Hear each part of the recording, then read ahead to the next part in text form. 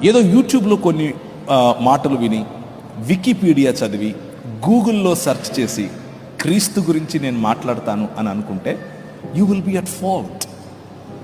You will disappoint both God and your selves.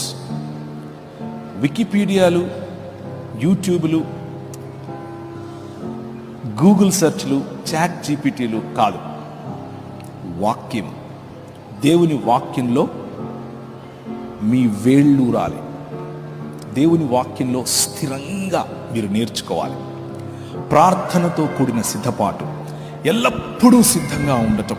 అన్నీ తెలిసుండాలి అని నేను చెప్పట్లేదు. తెలిసిన కొద్దిగా అయినా సరే కాన్ఫిడెంట్గా తెలిసుండాలి.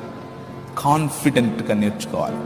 కాన్ఫిడెంట్గా ప్రజలతో మాట్లాడగలగాలి. ఇలా సిద్ధపాటు కలిగి ఉండటాన్ని అపాలజెటిక్స్ అని పిలుస్తారు.